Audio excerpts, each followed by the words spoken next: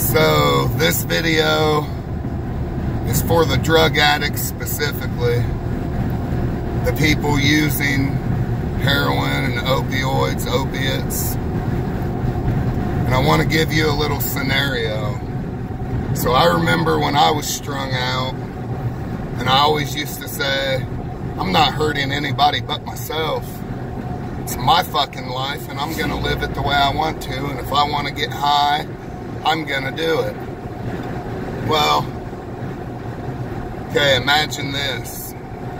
You and your buddies are hanging out partying, you're all getting high, everybody runs out of dope, so what do? They leave your house. It's 1 in the morning, but you have 2 or 3 bags that you saved, because we all know when you're strung out, you try to keep a stash. So you do them last couple of bags, you're all alone. Only the last bag's cut with a little bit of fentanyl, or maybe it wasn't cut enough and it's too strong.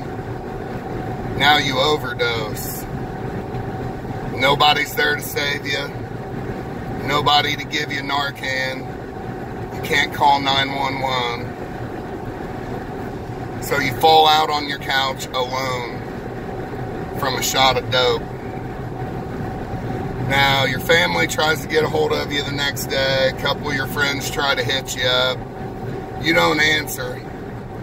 But they don't think anything of it, because that's pretty much your standard practice. Since you've been on drugs, you only speak to people when you want to. So they let it fly. Another day goes by. Nobody hears from you.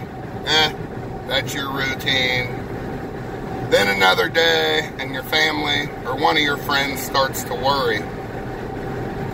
So now they make a call for somebody to do a health and welfare check.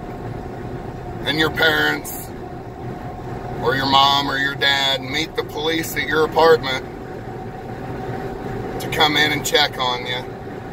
The officer's about to open the door and he recognizes a familiar stench. He knows what's about to happen and he tries to prepare your parents before opening the door. He opens the door. Your parents rush in to find their child, their baby, the person that they created and raised, laying on the couch with a needle and syringe in front of them. Your body's already stinking, you're stiff as a board, and you're dead. So who's your addiction really hurt?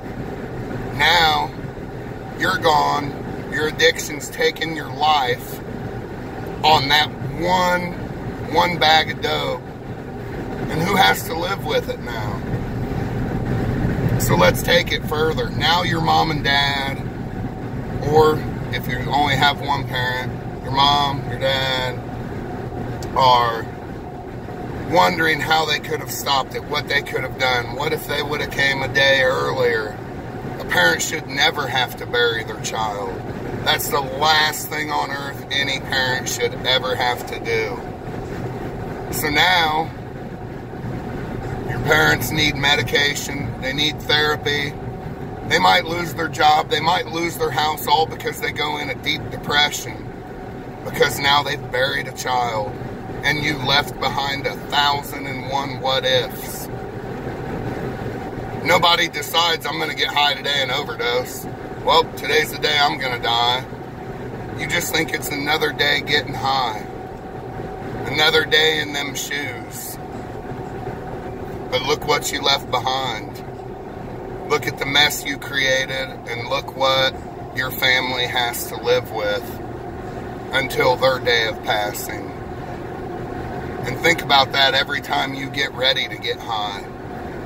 Because every time you snort that pill or shoot that bag of dope, you're playing Russian roulette, and that could be the one that takes you. And then what are you left with? It's a choice. Make that choice not to get high, and make that choice to get off the dope. I'm tired of burying friends, and I'm tired of hearing about old acquaintances being put in the dirt 40 years before their time.